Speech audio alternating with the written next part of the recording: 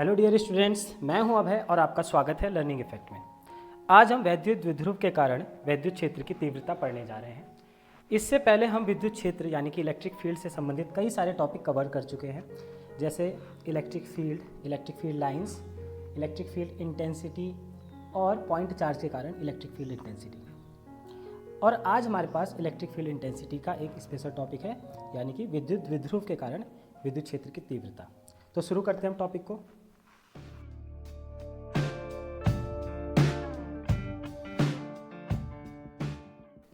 देखिए, ये topic board के पॉइंट ऑफ व्यू से बहुत ज़्यादा इंपॉर्टेंट है। एग्ज़ाम में बहुत बार ये टॉपिक पूछा जाता है। 3 मार्क्स का क्वेश्चन तो आराम से इसमें बन जाता है, तो इसको ध्यान से समझिए, बिल्कुल तैयार कर लीजिए इस टॉपिक को। अब हम समझते हैं डाइपोल क्या होता है या द्विध्रुव क्या होता है।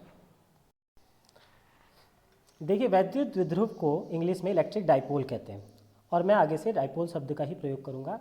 तो अब हम देखते हैं कि इलेक्ट्रिक डाइपोल होता क्या है। जब 2 विपरीत चिन्ह तथा समान परिमाण के आवेश एक दूसरे से बहुत सूक्ष्म दूरी पर स्थित होते हैं तो ये डाइपोल का निर्माण करते हैं। जैसे हमने यहाँ चित्र में देख रहे हैं कि 2 आवेश हैं जिनका परिमाण तो समान होगा, ठीक है, इनका मैग्नीट्यूड समान होगा और चिन्ह इनका विपरीत होगा, एक पॉजिटिव होगा तो एक नेगेटिव होगा, ठीक है। दोनों समान आवेश के समान चिन्ह के नहीं होंगे, दोनों विपरीत चिन्ह के होने चाहिए। तो दोनों विपरीत चिन्ह के और समान मैग्नीट्यूड के आवेश जब बिल्कुल पास पास रख दें, ठीक है, बहुत सूक्ष्म दूरी पे स्थित हो जाए तो ये एक डाइपोल का निर्माण करेंगे, ये एक डाइपोल बन जाएगा। और ये डाइपोल के दोनों चार्ज के बीच की दूरी को हम 2L से डिनोट करते हैं, ठीक है। दूरी को डिनोट करने का है तरीका 2L, जिसमें दूरी के सेंटर से एक चार्ज की दूरी L हो जाती है और दूसरे चार्ज की दूरी भी सेंटर से L हो जाती है, ठीक है। हम इसको कंप्लीट या तो L भी दिखा सकते थे या हम इसमें सिर्फ D भी दिखा सकते थे, पर हम 2L इसलिए यूज़ करते हैं क्योंकि आगे जब हम डेरिवेशन करेंगे तो वहाँ पे ये L और L ये अलग से ज़रूरत पड़ती है हमको, ठीक है। तो कन्वीनियंट तरीका ये है कि हम इस पूरी डिस्टेंस को 2L से दिखाएं और यही हमारी कन्वेंशन भी बन गई है। तो अब हम इलेक्ट्रिक डाइपोल की डेफिनेशन देख लेते हैं कि 2 बराबर परंतु विपरीत प्रकार के बिंदु आवेश, ठीक है, बराबर परंतु विपरीत प्रकार, मैग्नीट्यूड में बराबर है और चिन्ह में विपरीत है। 2 बराबर परंतु विपरीत प्रकार के बिंदु आवेश एक दूसरे से अल्प दूरी पर स्थित होते हैं तो उसे वैद्युत द्विध्रुव या फिर इलेक्ट्रिक डाइपोल कहते हैं। और एक क्वांटिटी होती है जो इलेक्ट्रिक डाइपोल का बिहेवियर दिखाती है, या फिर हम मोटे शब्दों में कहें तो वो इलेक्ट्रिक डाइपोल की स्ट्रेंथ को दिखाती है, जिसे हम इलेक्ट्रिक डाइपोल मोमेंट कहते हैं, ठीक है। इलेक्ट्रिक डाइपोल मोमेंट या फिर वैद्युत द्विध्रुव आघूर्ण ये कहते हैं। तो पहले हम देखते हैं होता क्या है। Electric dipole moment is equal to Q into 2L। जो चार्ज हैं उनका परिमाण या उनका मैग्नीट्यूड इंटू उनके बीच की दूरी, ठीक है। किसी एक आवेश तथा दोनों आवेशों के बीच की दूरी के गुणनफल को वैद्युत द्विध्रुव आघूर्ण या फिर डाइपोल मोमेंट कहते हैं। इसे P से डिनोट किया जाता है। ये एक वेक्टर क्वांटिटी है, ठीक है, ये एक सदिश राशि है जिसकी एक फिक्स डायरेक्शन होती है और इसमें मैग्नीट्यूड भी होता है। इसकी डायरेक्शन नेगेटिव चार्ज से पॉजिटिव चार्ज की ओर होती है, ठीक है। डायरेक्शन क्या है? ऋण आवेश से धनावेश की ओर। तो ये फिजिक्स में माना जाता है, ठीक है। फिजिक्स की कन्वेंशन क्या है कि नेगेटिव से पॉजिटिव की ओर मानेंगे, और जबकि केमिस्ट्री में हम इसका ठीक उल्टा मानते हैं, इलेक्ट्रिक डाइपोल की डायरेक्शन पॉजिटिव से नेगेटिव की ओर। तो ये कन्वेंशन है, मानने का तरीका है। तो अभी हम फिजिक्स वाले तरीके से ही चलेंगे, नेगेटिव से पॉजिटिव की ओर इसकी डायरेक्शन होगी। अब हम डाइपोल मोमेंट का मात्रक भी देख लेते हैं। तो P is equal to Q2L। Q की जगह आ जाएगा कूलाम और L की जगह आ जाएगा मीटर, तो मात्रक बन जाएगा कूलाम मीटर। अब एक चीज़ ये भी ध्यान रखनी है कि अगर डाइपोल मोमेंट से रिलेटेड कोई न्यूमेरिकल आता है और उस न्यूमेरिकल में इन दोनों चार्ज के बीच की दूरी को दे रखा है, फॉर एग्जांपल 5 माइक्रोमीटर, तो यहाँ पे L की जगह 5 माइक्रोमीटर नहीं रखना है, बल्कि पूरे 2L की जगह 5 माइक्रोमीटर रखना है, ठीक है। बहुत सारे बच्चे यही गलती करते हैं कि L की जगह 5 माइक्रोमीटर रख देंगे और ये उनका न्यूमेरिकल गलत हो जाता है, तो ये ध्यान रखना है। अब हम इलेक्ट्रिक डाइपोल को एक बार दोबारा से देख लेते हैं। एक पॉजिटिव एक नेगेटिव चार्ज जब बहुत सूक्ष्म दूरी पर स्थिर होता है तो वो इलेक्ट्रिक डाइपोल बनाता है। इलेक्ट्रिक डाइपोल में नेट चार्ज जीरो होता है, ठीक है। एक पॉजिटिव चार्ज है, एक नेगेटिव चार्ज है, दोनों इक्वल इन मैग्नीट्यूड है, तो टोटल चार्ज जीरो हो जाएगा, नेट चार्ज जीरो हो जाएगा। परंतु इसके आसपास नेट इलेक्ट्रिक फील्ड जीरो नहीं होता, कुछ ना कुछ इसके आसपास इलेक्ट्रिक फील्ड होता है। जैसा कि हम इस चित्र में देख सकते हैं, जब दोनों चार्ज पास पास आते हैं तो इलेक्ट्रिक फील्ड किस प्रकार का होता है।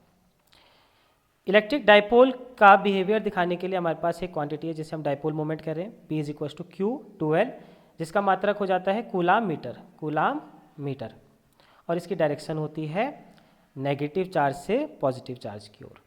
अब हम देखते हैं कि इलेक्ट्रिक डाइपोल की स्टडी क्यों ज़रूरी है, हमारे नेचर में कहाँ कहाँ पर इलेक्ट्रिक डाइपोल दिखाई देते हैं।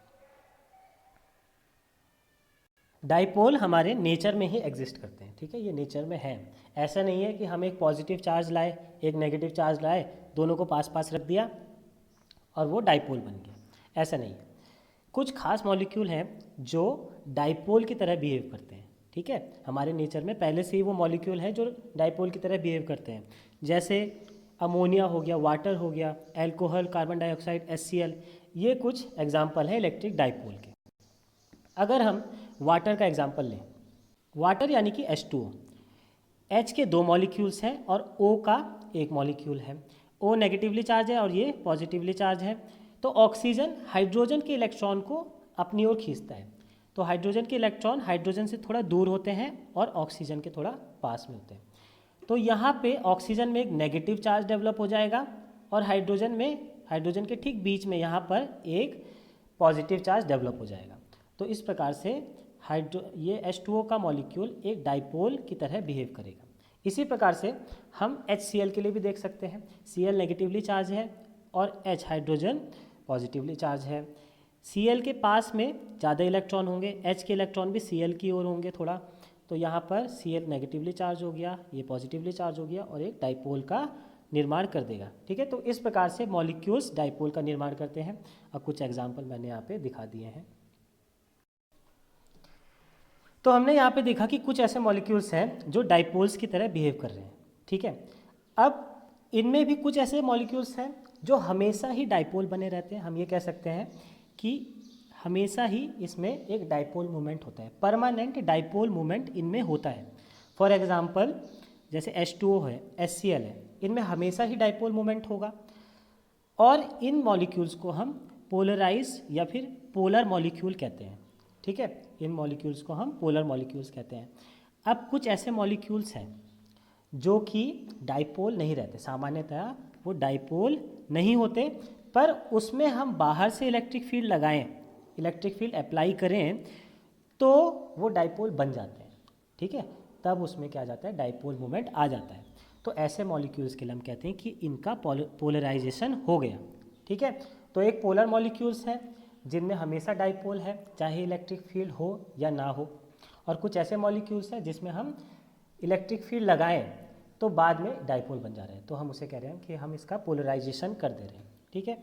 तो डाइपोल की स्टडी इसलिए इम्पॉर्टेंट है कि हम इससे जो मॉलिक्यूलर लेवल पर इलेक्ट्रिकल फिनोमिना है उसकी स्टडी कर सकते हैं। कौन पोलराइज्ड मॉलिक्यूल है या फिर कौन पोलर मॉलिक्यूल है, कौन नॉन पोलर मॉलिक्यूल्स है, ये सब स्टडी हम डाइपोल्स की हेल्प से कर सकते हैं। तो अब हम चलते हैं अपने मेन टॉपिक की ओर, electric field intensity due to dipole. Dipole के कारण इलेक्ट्रिक फील्ड इंटेंसिटी निकालना, और इसमें भी पहला जो हमारा पार्ट है वो है एक्सियल पोजीशन पर, यानी कि डाइपोल के एक्सियल पोजीशन पर किसी पॉइंट पर इलेक्ट्रिक फील्ड इंटेंसिटी निकालना। माना हमारे पास एक डाइपोल है जिसमें पॉइंट ए पर एक नेगेटिव चार्ज Q1 रखा है और पॉइंट बी पर एक पॉजिटिव चार्ज Q2 रखा है। जैसा कि डाइपोल में होता ही है, दोनों चार्ज का मैग्नीट्यूड बराबर होगा। तो इस डाइपोल का मिड पॉइंट हमने O से डिनोट कर दिया है। तो O से A तक की लेंथ L और O से B तक की लेंथ L और पूरे डाइपोल की लेंथ 2L। तो हमें इस डाइपोल के अक्ष पर स्थित किसी पॉइंट P पर इस डाइपोल के कारण इलेक्ट्रिक फील्ड इंटेंसिटी निकालनी है। तो हमने P से लेकर O तक की डिस्टेंस x से डिनोट कर दी, ठीक है। तो हमको डिराइव क्या करना है, इस डाइपोल के कारण इसके अक्ष पर स्थित किसी पॉइंट पर इलेक्ट्रिक फील्ड इंटेंसिटी। तो इस पॉइंट P पर दो इलेक्ट्रिक फील्ड इंटेंसिटी आ रही है E1 और E2। तो एक इलेक्ट्रिक फील्ड इंटेंसिटी इस पॉजिटिव चार्ज Q2 के कारण है जो कि हमने रेडियली आउटवर्ड दिखा रखी है, और एक इलेक्ट्रिक फील्ड इंटेंसिटी इस नेगेटिव चार्ज Q1 के कारण है जो कि हमने इधर दिखा रखी है। ठीक है, क्योंकि नेगेटिव चार्ज से रेडियली इनवर्ड होती है इलेक्ट्रिक फील्ड इंटेंसिटी, तो हमने अंदर की ओर दिखा दी, और पॉजिटिव से बाहर की ओर होती है तो इसलिए इधर को दिखा दी। अब पॉजिटिव चार्ज से ये P पॉइंट पास में है, इसलिए ये पॉजिटिव चार्ज की इलेक्ट्रिक फील्ड इंटेंसिटी E2 ज़्यादा बड़ी होगी, लार्जर होगी, और ये Q1 की नेगेटिव वाली इलेक्ट्रिक फील्ड इंटेंसिटी लेसर होगी। ठीक है, छोटी होगी, E2 से छोटी होगी। तो हम E1 और E2 का मान भी रख लेते हैं। हम जानते हैं कि इलेक्ट्रिक फील्ड इंटेंसिटी KQ/R² होती है। तो यहाँ पर E1 का अगर हम मान निकालते हैं तो A से P तक की डिस्टेंस क्या होगी, x प्लस एल। ठीक है, A से P तक की डिस्टेंस x प्लस एल, तो हमारा फॉर्मूला बन जाएगा E1 is equals to KQ/x plus L का स्क्वायर। इसी प्रकार अगर हम E2 के लिए निकालें, ठीक है, Q2 के कारण P पर इंटेंसिटी निकालें E2, तो ये बन जाएगी KQ/ डिस्टेंस कितनी होगी, x माइनस एल। ठीक है, x पूरी ये है और हमको केवल इतनी डिस्टेंस चाहिए। ठीक है, यहाँ से यहाँ तक, तो हमको ये L वाली माइनस करनी पड़ेगी, तो E2 बन जाएगा KQ/x माइनस एल का होल स्क्वायर। तो अब हमें पॉइंट P पर नेट इलेक्ट्रिक फील्ड इंटेंसिटी निकालनी है। ठीक है, E1 और E2 के कारण टोटल कितनी बनेगी यहाँ पे इलेक्ट्रिक फील्ड इंटेंसिटी, वो निकालनी है। क्योंकि इलेक्ट्रिक फील्ड इंटेंसिटी एक वेक्टर क्वांटिटी है, तो ऐसा तो नहीं है एक पॉइंट पर दो इलेक्ट्रिक फील्ड इंटेंसिटी होंगी। यहाँ पे इन दोनों का जो रिजल्टेंट होगा वो इलेक्ट्रिक फील्ड इंटेंसिटी होगी। ठीक है, तो हमको यहाँ पे इसका रिजल्टेंट इलेक्ट्रिक फील्ड इंटेंसिटी निकालनी है, और वो हम निकालेंगे E net is equal to E2 minus E1, यानी इन दोनों को माइनस कर लेंगे। क्योंकि ये एक दूसरे के अपोजिट हैं बिल्कुल, इसलिए हम डायरेक्ट मैग्नीट्यूड को माइनस करके नेट इलेक्ट्रिक फील्ड इंटेंसिटी का मैग्नीट्यूड निकाल लेंगे। तो हम इसमें मान रख लेते हैं, E2 का मान रख लिया KQ/x minus L square minus KQ/x पर x प्लस एल का होल स्क्वायर। ठीक है, E2 का मान यहाँ रख दिया, E1 का मान यहाँ रख दिया। इसको सॉल्व कर लेते हैं, तो नीचे LCM आ जाएगा x प्लस एल का whole square into X minus L का होल स्क्वायर, और ऊपर आ जाएगा x प्लस एल का whole square minus x minus L का होल स्क्वायर। ठीक है, ये इधर चला गया और ये इधर चला गया, और KQ बाहर लिख दिया हमने। इसको आगे सॉल्व करेंगे तो ये स्क्वायर खोल लेंगे, KQ बाहर ही है, x square plus L square plus 2XL, फिर इसको खोलेंगे, माइनस बाहर है इसलिए minus L square plus 2XL upon, अब देखिए यहाँ पे फॉर्मूला बन रहा है x plus L into X minus L, तो ये बन जाएगा x square minus L square का होल स्क्वायर। अब यहाँ पर एक्स स्क्वायर से एक्स स्क्वायर कट जाएगा, एल स्क्वायर से एल स्क्वायर कट जाएगा, और बचेगा 4XL, ये 2XL और 2XL जोड़ के 4XL बचेगा। तो हमारे पास बच जाएगा KQ into 4XL upon X square minus L square का होल स्क्वायर। अब यहाँ पर जो ये 4XL है, इसको हम तोड़ के कुछ इस प्रकार से लिख लेते हैं कि इसका 4 का एक 2 हमने बाहर ले लिया 2KQ, और एक 2 हमने L के साथ लिख दिया 2L, और X हम पीछे ले गए। ठीक है, तो क्या बन गया 2KQ 2L into x upon X square minus L square का होल स्क्वायर। और अब यहाँ पे हम Q2L को P लिख सकते हैं। ठीक है, जो हमारा इलेक्ट्रिक डाइपोल मोमेंट है P is equal to Q2L होता है, तो यहाँ पे Q2L की जगह हमने लिख दिया P। तो E net is equal to 2KPX upon X square minus L square का होल स्क्वायर। तो यहाँ पर एक्सियल पोजीशन के लिए हमने नेट इलेक्ट्रिक फील्ड इंटेंसिटी निकाल ली। ठीक है, इसका फ़ायदा क्या हुआ कि हमने डाइपोल मोमेंट की सहायता से नेट इलेक्ट्रिक फील्ड निकाल दिया, नहीं तो हमको पहले एक चार्ज के कारण निकालना पड़ता, फिर दूसरे चार्ज के कारण निकालना पड़ता, और फिर दोनों का हम सम करते, तब इलेक्ट्रिक फील्ड इंटेंसिटी निकालते, नेट इलेक्ट्रिक फील्ड इंटेंसिटी निकालते। अब यहाँ पे हमको ये फॉर्मूला पता चल गया, तो हम डाइपोल मोमेंट की सहायता से net electric field intensity direct निकाल लेंगे, अलग अलग निकालने की ज़रूरत नहीं पड़ेगी। अब हम इस फॉर्मूले को थोड़ा और मॉडिफाई कर लेते हैं। डाइपोल में स्थित चार्ज बहुत ही सूक्ष्म दूरी पर स्थित होते हैं, जैसे Q1 और Q2 है, ये बहुत ही पास पास होंगे, क्योंकि है तो एक मॉलिक्यूल और मॉलिक्यूल्स तो बहुत छोटे होते हैं, सूक्ष्म होंगे। अब इसके बाहर स्थित पॉइंट P, ठीक है, मॉलिक्यूल के आकार के हिसाब से बहुत ज़्यादा दूर होंगे। हम ये कह सकते हैं कि L is very very less than X, ठीक है। अगर हम L का भी स्क्वायर करें, X का भी स्क्वायर करें, तो L स्क्वायर X स्क्वायर से बहुत ज़्यादा छोटा हो जाएगा, ठीक है, very very very less than X square. या फिर हम ये भी कह सकते हैं कि L square is tending to zero, L square लगभग जीरो के बराबर है। तो हम यहाँ पर L स्क्वायर को नेगलेक्ट कर सकते हैं, ठीक है, यहाँ पर हम इसको हटा देंगे यहाँ से। तो क्या बन जाएगा, X स्क्वायर है यहाँ पे और उसकी भी पावर स्क्वायर है, तो हो गया X की पावर 4, ठीक है, 2kpx अपॉन X की पावर 4। अब ऊपर के x से एक नीचे वाला x कट जाएगा, तो हमारा फॉर्मूला बन जाएगा E इक्वल्स टू 2kp/x³, ठीक है। अब क्योंकि ये क्या है, एक्सियल पोजीशन वाला था, तो हमने इसको दिखाने के लिए यहाँ पर ई नेट की जगह ई एक्सियल कर दिया, ठीक है। तो ये फॉर्मूला बन गया। अगर हम वेक्टर फॉर्म में भी लिखें तो यहाँ पे vector E equal to 2kp vector upon x³। तो ये हो गया एक्सियल पोजीशन के लिए इलेक्ट्रिक फील्ड इंटेंसिटी का फॉर्मूला। अब हमें इक्वेटोरियल पोजीशन के लिए पढ़ना है। तो अब हम डाइपोल के कारण इलेक्ट्रिक फील्ड इंटेंसिटी निकालेंगे परपेंडिकुलर बाइसेक्टर पर, जिसे हम इक्वेटोरियल पोजीशन या फिर निरक्षीय स्थिति भी कहते हैं। तो माना हमारे पास एक डाइपोल है जिसमें negative charge Q1 point A पर है और positive charge Q2 point B पर है, ठीक है, और इसके बीच की टोटल लेंथ है 12 और इसका मिड पॉइंट है O। तो मिड पॉइंट O से जाने वाले परपेंडिकुलर पर किसी पॉइंट पर हमको इलेक्ट्रिक फील्ड इंटेंसिटी निकालनी है, ठीक है। तभी हमने यहाँ पे लिखा है परपेंडिकुलर बाइसेक्टर ऑफ डाइपोल। ये वाली लाइन है, यही परपेंडिकुलर बाइसेक्टर है, ठीक है। और इसको हम निरीक्षीय स्थिति भी कह सकते हैं, क्योंकि अक्ष तो ये है और इस अक्ष से भिन्न इस स्थिति पर निकाल रहे हैं, तो ये निरीक्षीय स्थिति है। तो इस पॉइंट P पर हमको इलेक्ट्रिक फील्ड इंटेंसिटी निकालनी है। इस P की O से डिस्टेंस है x और P की B से डिस्टेंस है r और A से डिस्टेंस है r। तो हमने ये डिनोट कर दी सारी डिस्टेंस। अब AP का इस AO के साथ एंगल है थीटा, ठीक है, ये थीटा एंगल है। इसी प्रकार PB का BO के साथ एंगल बन गया थीटा।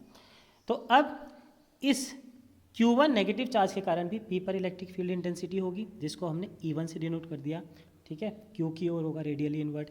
इसी प्रकार Q2 पर भी, Q2 के कारण भी P पर इलेक्ट्रिक फील्ड इंटेंसिटी होगी, जो कि इसके रेडियली आउटवर्ड होगी, तो हमने यहाँ पे इसको E2 डिनोट कर दिया, ठीक है। Q1 के कारण E1 है और Q2 के कारण E2 इलेक्ट्रिक फील्ड इंटेंसिटी है। और ये वाला कोण इस कोण के इक्वल होगा, ठीक है, क्योंकि ये थीटा है तो ये भी थीटा होगा। क्यों? क्योंकि ये दोनों पैरेलल लाइन है और ये लाइन इसको काट रही है, ये इसके इक्वल। इसी प्रकार से ये इसके पैरेलल है तो ये थीटा इसके इक्वल होगा, ठीक है। तो यहाँ पे थीटा क्यों आए, ये यहाँ से आए। तो हमें यहाँ पॉइंट P पर नेट इलेक्ट्रिक फील्ड इंटेंसिटी निकालनी है, यानी E1 और E2 के कारण पॉइंट P पर रिजल्टेंट इलेक्ट्रिक फील्ड इंटेंसिटी क्या होगी, ये हमें निकालना है। तो यहाँ पर हमें E1 और E2 के कंपोनेंट तोड़ने होंगे। तो पहले मैं इसके कंपोनेंट तोड़ के दिखा देता हूँ। ये point P negative charge Q1 और पॉजिटिव चार्ज Q2 से सेम डिस्टेंस पे है, ठीक है। Q1 से भी r डिस्टेंस पे है और Q2 से भी r डिस्टेंस पे है। प्लस यहाँ पर ये जो दोनों चार्ज हैं Q1 और Q2, दोनों के मैग्नीट्यूड भी सेम है। तो Q1 के कारण इलेक्ट्रिक फील्ड इंटेंसिटी P पर और Q2 के कारण इलेक्ट्रिक फील्ड इंटेंसिटी P पर दोनों मैग्नीट्यूड में सेम होंगे, ठीक है। E1 और E2 जो हमने पहले डिनोट किए थे, तो E1 और E2 का मैग्नीट्यूड बराबर होगा। तो अब हम यहाँ पर उसकी जगह केवल E लिख देते हैं, ठीक है। E1 को भी हम E लिख देते हैं और E2 को भी केवल E लिख देते हैं। तो अब हम इसके कंपोनेंट तोड़ लेते हैं, ठीक है। तो इस वाले E का कंपोनेंट जो थीटा की ओर आएगा, ठीक है, इधर थीटा की ओर आएगा, एक कंपोनेंट हो जाएगा E cos थीटा, और इसके ठीक परपेंडिकुलर जो हमारा कंपोनेंट आएगा E sin थीटा। इसी प्रकार इस वाले E का हमने कंपोनेंट तोड़ा तो थीटा की ओर E cos थीटा और इस ओर E sin थीटा, ठीक है। ये कंपोनेंट तोड़ना हम 11th में पढ़ चुके हैं। अब देखिए E sin थीटा और E sin थीटा ये दोनों एक दूसरे के अपोजिट हैं, ठीक है, इक्वल भी हैं और अपोजिट भी हैं। तो ये एक दूसरे को कैंसिल कर देंगे, ठीक है। ये इलेक्ट्रिक फील्ड इंटेंसिटी एक दूसरे को कैंसिल कर देंगे। और ये वाली इलेक्ट्रिक फील्ड इंटेंसिटी जुड़ जाएगी। ठीक है, तो हमारे पास यहाँ पर केवल कौन सी इलेक्ट्रिक फील्ड इंटेंसिटी बचेगी, ये ई कॉस थीटा वाली और ये ई कॉस थीटा वाली। तो हमें पॉइंट पी पर नेट इलेक्ट्रिक फील्ड इंटेंसिटी निकालनी है, तो इन दोनों कंपोनेंट्स को जोड़ना होगा, ई कॉस थीटा और ई कॉस थीटा को जोड़ना होगा। तो पहले हम ई वन और ई टू के मान निकाल लेते हैं। तो E one is equal to K Q by R square से आएगा। ठीक है, आर स्क्वायर का वैल्यू क्या होगी, हम इस ट्राइंगल से निकाल लेते हैं पी ए ओ से। ठीक है, यहाँ पे पाइथागोरस थ्योरम लगा देते हैं, तो R square is equal to X square plus L square. तो यहाँ पे मान रख लेंगे K Q by X square plus L square. अब क्योंकि ई वन और ई टू क्या है, मैग्नीट्यूड में सेम है, तो हमने ई वन को ई टू के इक्वल रख दिया। E one equals to E two equals to E, ये रख दिया हमने, ई रख दिया यहाँ पे इन दोनों के इक्वल में। अब नेट निकालना है, दोनों को जोड़ देंगे, तो ये आ जाएगा 2e cos theta, e cos theta plus e cos theta is equal to 2e cos theta. तो E net is equal to 2e cos theta. सबसे पहले 2 तो है ही, e का मान रखते हैं K Q by X square plus L square, और cos थीटा क्या होता है, बेस अपॉन हाइपोटेन्यूस, यानी कि l अपॉन r, और r की वैल्यू क्या है इस यहाँ से, r is equal to under root X square plus L square. तो ये हमारे पास आ जाएगा l upon under root X square plus L square. अब ऊपर वाले को हम कुछ इस तरीके से लिख देते हैं कि के क्यू इंटू 2l। ठीक है, तो ऊपर वाला पोर्शन क्या बन जाएगा, के क्यू इंटू 2l। अब नीचे देखो x square plus L square की पावर क्या है, होल की पावर है 1, और इसके होल की पावर है हाफ, तो 1 प्लस हाफ हो जाएगा 3/2। तो हमारे पास ई net is equal to K Q 2l upon X square plus L square की होल की पावर 3/2। ठीक, अब Q2l हमें पता है क्या होता है, डाइपोल मोमेंट होता है, इलेक्ट्रिक डाइपोल मोमेंट होता है, तो हमने Q2l की जगह लिख दिया P। तो ये आ जाएगा के P by X square plus L square की होल की पावर 3/2। अब हम इसको यहाँ पे थोड़ा और मॉडिफाई कर सकते हैं। हमें पता है कि L बहुत ज़्यादा क्या है, स्मॉल है, जैसा कि हमने एक्सियल वाले में किया था। तो L को फिर से हम क्या कर देंगे, नेगलेक्ट कर देंगे। हमारे पास क्या बन जाएगा, एक्स स्क्वायर इंटू यहाँ पे पावर क्या हो जाएगी 3/2। ठीक है, 2 से 2 कट जाएगा, तो x की पावर बच जाएगी 3। तो फॉर्मूला बन जाएगा E equatorial is equal to K P by X cube. ठीक है, तो नेट की जगह हमने इक्वेटोरियल कर दिया, क्योंकि हमारी पोजीशन यहाँ पे इक्वेटोरियल है। अब हमको ये रिलेशन भी पता है, क्योंकि एक्सियल वाला क्या था, ई एक्सियल क्या था 2 के पी बाई एक्स क्यूब, और इक्वेटोरियल वाला निकला के पी बाई एक्स क्यूब। तो हमको पता है कि एक्सियल वाला दुगना है इसका, तो हम यहाँ पे रिलेशन बना सकते हैं कि E axial is equal to 2 E equatorial. तो ये इलेक्ट्रिक फील्ड इंटेंसिटी की दो पोजीशन हो गई, एक्सियल एंड इक्वेटोरियल। ठीक है, अक्षीय स्थिति और निरक्षीय स्थिति। तो आई होप ये आपको समझ में आ गया होगा। ये बोर्ड के पॉइंट ऑफ व्यू से बहुत ज़्यादा इंपॉर्टेंट है। तो हम ज़रा देख लेते हैं कि उत्तराखंड बोर्ड में पहले कब कब क्वेश्चन बने हैं इसमें। तो एक ये 2019 का क्वेश्चन है कि आवेशित चालक के भीतर किसी भी बिंदु पर वैद्युत क्षेत्र की तीव्रता का मान क्या हुआ। 1 नंबर का क्वेश्चन पूछा गया, छोटा सा क्वेश्चन है, वैद्युत क्षेत्र की तीव्रता से संबंधित।